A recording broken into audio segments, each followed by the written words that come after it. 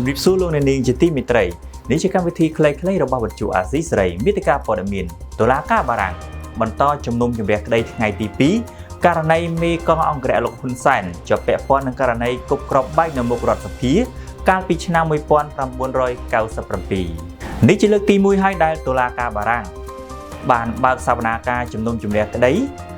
ករណីរឿងក្តីកាលពី28ឆ្នាំមុនដែលលោកសំរងស៊ីជាដើមមិនដឹងប្តឹងប្រធានកងអង្គរៈលោកហ៊ុនសែនគឺលោកហ៊ីងប៊ុនហៀងនិងលោកហ៊ុយពិសិដ្ឋ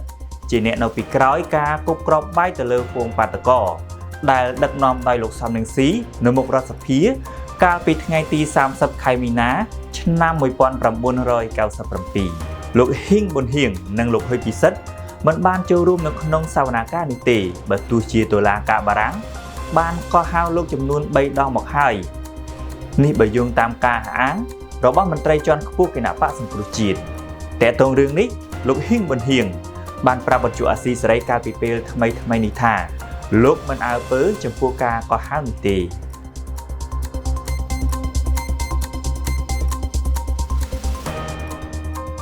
លោករងឈុន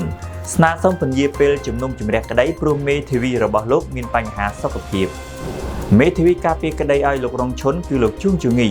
បានស្នើសុំទៅសាលាធិបភ្នំពេញឲ្យពន្យាពេលសវនាការលើបណ្ដឹងសុំសិទ្ធិធ្វើនយោបាយឡើងវិញរបស់លោករងឈុនដែលក្រុងធ្វើនៅថ្ងៃទី28ខែមីនា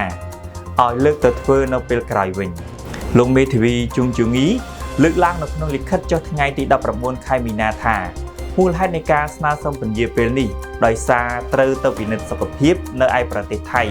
តាមការកំណត់របស់គ្រូពេទ្យចាប់ពីថ្ងៃទី27ដល់ថ្ងៃទី29ខែមីនា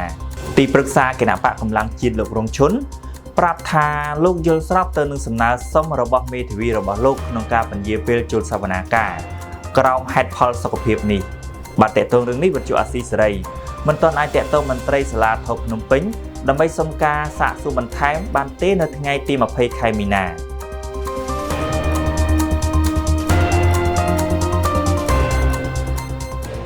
លោកហ៊ុនម៉ាណែតបដិសេធមិនបង្រួមក្រសួង3បញ្ចូលគ្នាលោកនាយករដ្ឋមន្ត្រីហ៊ុនម៉ាណែតអះអាងថាមានអ្នកស្នើឲ្យលោកបញ្ចូលក្រសួង3បញ្ចូលគ្នាគឺក្រសួងកសិកម្មរុក្ខាប្រមាញ់និងនេសាទក្រសួងអភិវឌ្ឍជនបទនិងក្រសួងធនធានទឹកនិងអូតូនិយមមកជាក្រសួងតែមួយប៉ុន្តែលោកបានបដិសេធសំណើនេះលោកថាបរិបទប្រទេសកម្ពុជាខុសពីប្រទេសផ្សេងទៀតដូច្នេះអ្វីដែលក្រសួងទាំង3ត្រូវធ្វើគឺសហការគ្នាឲ្យកាន់តែច្រើនដើម្បីបំពេញការងារឲ្យមានប្រសិទ្ធភាពបម្រើពលរដ្ឋទោះយ៉ាងណាអ្នកខ្លាំមើលសង្គមតែងតែរិះគន់ថាក្រសួងមួយចំនួនរបស់រដ្ឋាភិបាលត្រកូលហ៊ុនតែងតែធ្វើការត្រួតគ្នាហើយកាលពីលោកបណ្ឌិតកែមលីនៅមានជីវិតលោកក៏ធ្លាប់បានផ្ដល់គំនិតឲ្យរដ្ឋាភិបាលបង្រួមក្រសួងមួយចំនួនបញ្ចូលគ្នាដែរដើម្បីចំណេញថវិកាជាតិ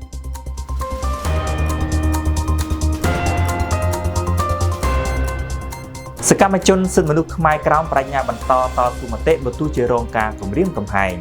បាទលោកអ្នកនាងជាទីមេត្រីការបដិញ្ញាចិត្តរបស់សកម្មជនខ្មែរក្រោមនេះធ្វើឡើងក្រោយពេលអាជ្ញាធរវៀតណាមខេត្តព្រះត្រពាំង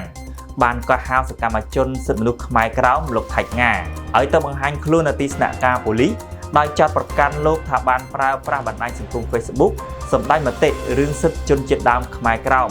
និងជាការរំលោភសិទ្ធិសាសនាខ្មែរក្រោមពីសំណាក់អាជ្ញាធរវៀតណាមលោកថៃងាដែលជាសកម្មជនសិទ្ធិមនុស្សខ្មែរក្រោមបច្ចុប្បន្នលោកជាអ្នករើសសម្រាមរើសសម្បកដបលក់ដើម្បីចិញ្ចឹមជីវិតក៏ប៉ុន្តែលោកបដិញ្ញាថាលោកនៅតែបន្តសកម្មភាពការពារសិទ្ធិសេរីភាពខ្មែរក្រោម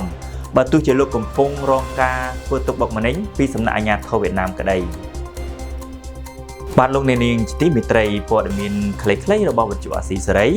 ដែលរៀបចំជូនដោយខ្ញុំបាទប្រាជើចប់តែប៉ុណ្ណេះ